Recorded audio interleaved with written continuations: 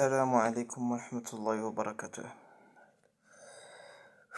اش هاد الشي يا اخواني، اش هاد الشي هذا؟ كرة القدم التونسية يا اخواني الكرام كتنهار غادية وكتنهار، غادية وكتريب. كيفاش اخوتي غادية وكتريب؟ حيتاش بسبب هاد الهزائم القاسية والثقيلة للمنتخب التونسي. كيفاش دابا 9 الاهداف في 2 الماتشات؟ نساو بعدا كاع هادوك 2 الماتشات دابا اللي كانوا في كاس العالم. خوتي دابا قبل قالك المنتخب التونسي قبل كاع ما يبدا كاس العالم، فاش لعب مباراة ودية ضد بلجيكا، خسروا مباراة ودية ضد منتخب بلجيكا ب5-0.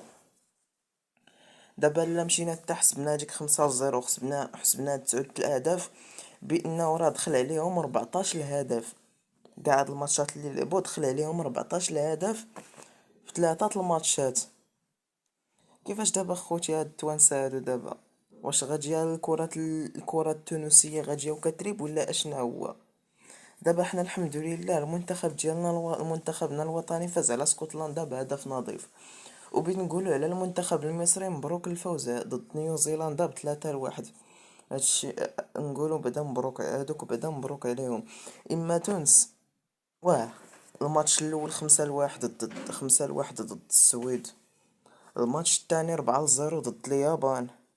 واه 4-0، 5-1، 4-0. حتى قطر حتى هي في الماتش الثاني تفضحات واحد الفضيحة.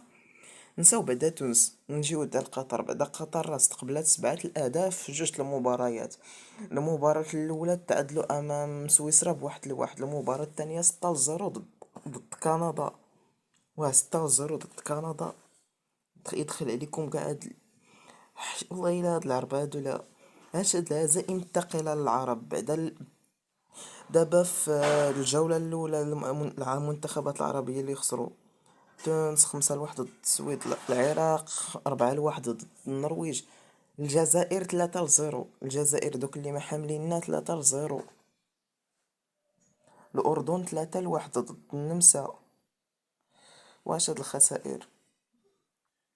اش غادي نقولوا؟ لا اله الا الله. اللهم وفق منتخبنا الوطني المغربي يا الله.